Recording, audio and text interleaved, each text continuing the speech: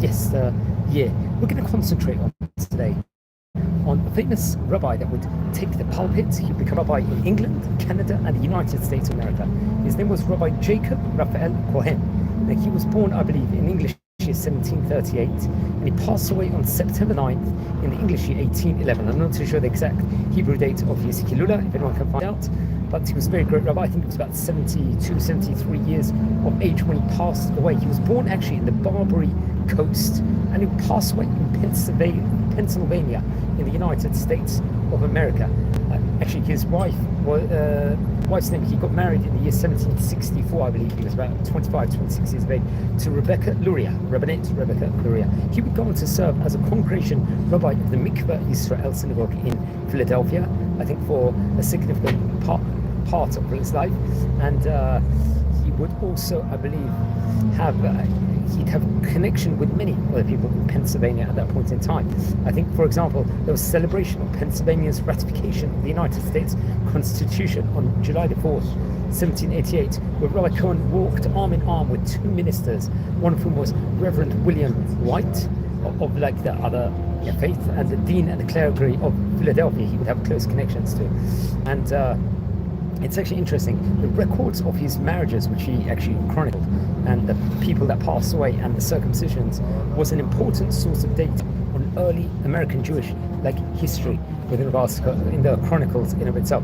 Now, it's reported over that he would actually also be, I think the synagogue in Philadelphia, if I'm not mistaken, was connected very much to the Spanish and Portuguese synagogue of Montreal. I don't know if they were working together hand in hand, but it's chronicled over that this synagogue in Montreal, I think Snowdon, Quebec, which happens to be the oldest Jewish congregation in Canada, he was listed as a rabbi there, I think from the year 1784 to 1811. He was actually listed there. He would be followed, I think the next rabbi would be Rabbi Abraham de Sola and then Rabbi Meldola de Sola, respectively. And it's like a very, very famous Spanish-Portuguese synagogue in America. I think it's also in Montreal. I think it's also known as Shevet Israel, if I'm not mistaken. So very interesting. So he would, I think maybe these two positions would be at the same time, because it's chronicled that he was there at that stage in time. Let's explore a few more of the highlights of the famous rabbi's life. Now, we've spoken already about a few rabbis, Sephardi rabbis, that would work in various different positions in Canada, in different places. So I'm actually using a Canadian encyclopedia for this information. So it suggested that most likely around the year 1738 in the Barbary Coast he was born, and the date of his wedding to Rabbinate Rebecca Luria was on the 5th of December 1764. I think they got married in London, and it's reported over they would have 5 daughters and a son. That's what's reported over. He was educated, I believe, in London. He would learn to become a mohel, and to become a professional mohel, or a rabbi that would perform circumcision. I think it's stated over that in the year 1777 or 1778, the Spanish-Portuguese congregation of London, Shara Hashemayim, was asked by the Shevet Israel congregation in Montreal to recommend a spiritual leader, and they suggested Rabbi Cohen. Now, it's interesting, it's chronicled over here that ministers without ordination as rabbis, men of, let's say, pious individuals, great rabbis, great people with dedications and obligations of their office. And this hasn't been uncommon in Jewish history. It's sort of I think come on the 13th of February 1778, Rabbi Cohen was engaged for 3 years. I think it was £50 per annum to act as a shochet. That was obviously much more amount of money comparatively to now. He was also a shochet, a chazan, a cantor, shliach tzibur, a teacher of Hebrew, of the religious tradition, let's just say. And he was a reader of the Torah. He would actually read the Torah. He'd be not just shliach tzibur, be the kriyat Torah, respectively. And the engagement was made in London on behalf of the Montreal congregation by, I think there was a merchant at the time called Hayam Myers, who had lived, I think, in Montreal in the early 1760s to 1774. Now, I believe Rabbi Cohen would arrive at Montreal in the year 1779, first to become the minister to a Jewish community in the province of Quebec, and his congregation would consist largely of families of successful merchants who, I believe, came to the new British immediately after the conquest. I think around that time period, I think it was, just to get the dates over here, after the conquest from England. There was conquest from England, the American colonies, Barbados, Jamaica, and Curacao. I think in the early 1760s, around 10% of Montreal's merchants, this in Canada City over there, 10% of them had been Jews, but since commercial conditions there had proved to be difficult, most had soon left for New York City or Philadelphia. Now, I think come 30th of December 1768, those who remained formed the famous synagogue. It was the earliest Jewish congregation in Canada over there. I think the majority of its members were Ashkenazim descendants of German and Eastern European Jews. They had adopted the Spanish and Portuguese rite, let's just say the liturgy of the prayers, and practiced, let's just say, in the senior institution of British Jewry, London Sha'ar HaShamayim synagogue, with which they maintained constant contacts. They were like a sister synagogue, you could say, and very much affiliated together. They were corresponding. Now it's actually interesting. As, let's just say, according to Sephardic Minhagim, the custom, the social and religious life of Montreal congregation was supervised almost autocratically by, I think, the junta or the communal heads at that point in time. They were all adherents to aristocracy, orthodoxy and conservatism. In 1760, founders of the congregation had been accorded a double vote on all matters brought up, let's say, at communal meetings. It was chronicled over, I think, in this encyclopedic article of Canada. A privilege they could pass on to their elder sons, it's reported over. In this matter, internal unity and a strong orthodox spirit that had been forged.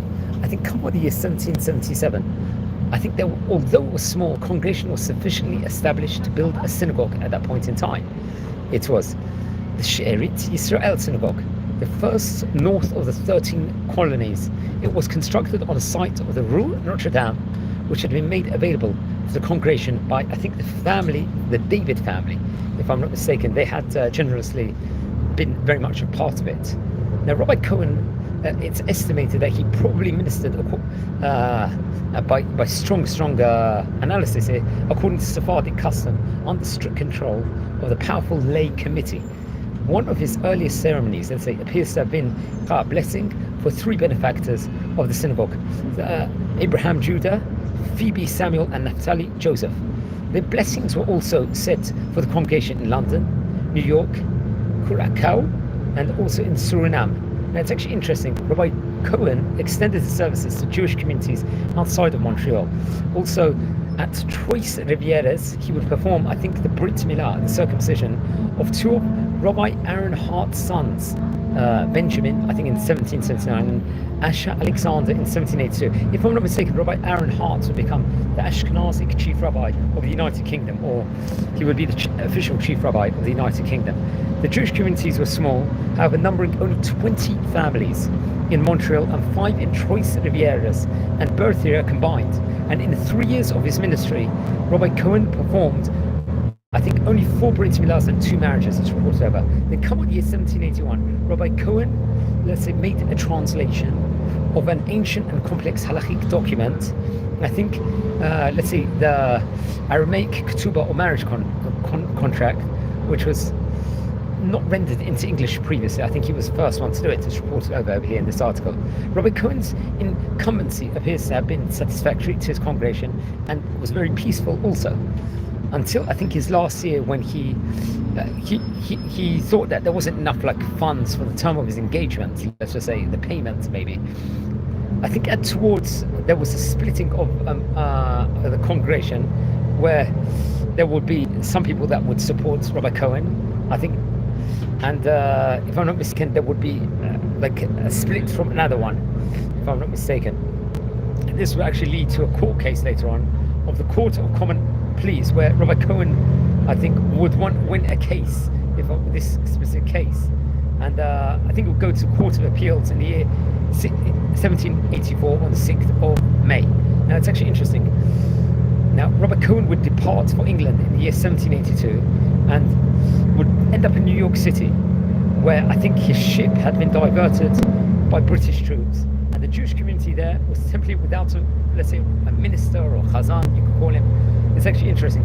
Gershom Mendes Siaks, or Siaks, was a supporter of, let's say, a revolution, of having fled to Philadelphia. Rabbi Cohen filled the position of chazan until Rabbi Siaks, or Minister Siaks, returned in 1784, at which time he left to replace Siaks at the Mikveh Yisrael Synagogue in Philadelphia. Now, I think Rabbi Cohen died in Philadelphia in 1811 and was replaced as a chazan by his son Abraham Hayim. Now, it's interesting, following the departure of Rabbi Cohen from Montreal, Sherit Yisrael had begun to go into a stage of decline, let's just say. Obviously, the government's refusal to recognize it as an incorporated body was in consequence prevented from maintaining, let's say, legal registrars of births, marriages and deaths, and experienced problems of administration and property ownership. In the course of ensuing decades, the congregation almost disintegrated. During this time, it was served by laymen and occasionally by the clergy of New York congregation. In 1803, I think a layman from Riviera du Loup, Barnet Lyons, officiated at a marriage of Henry Joseph and Rachel Solomons at Berthier-on-Hants.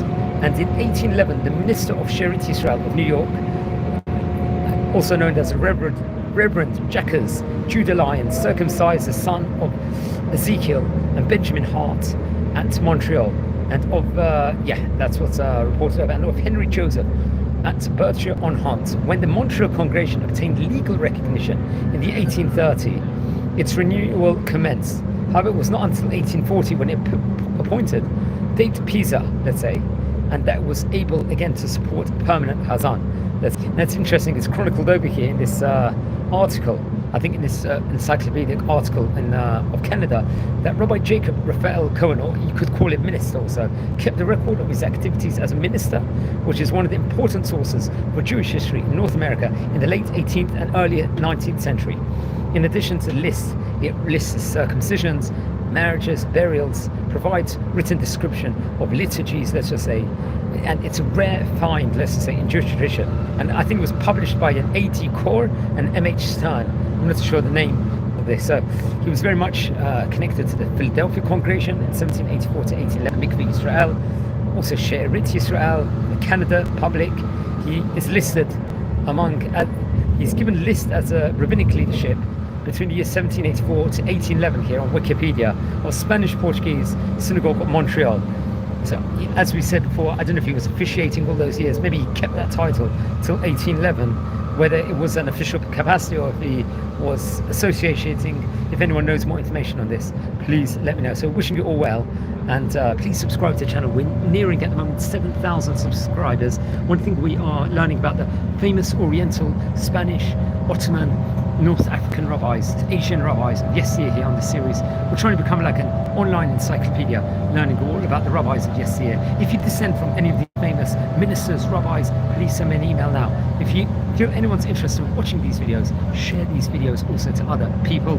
And if you haven't subscribed yet, smash that subscribe button now. Wishing you all well here from the city of coming close to Bet Shemesh, just on journey from Jerusalem. So I apologize for all the noise. Give you all a tidbit, just what it looks like outside in the streets at the moment. You can just see a hill at the moment over here.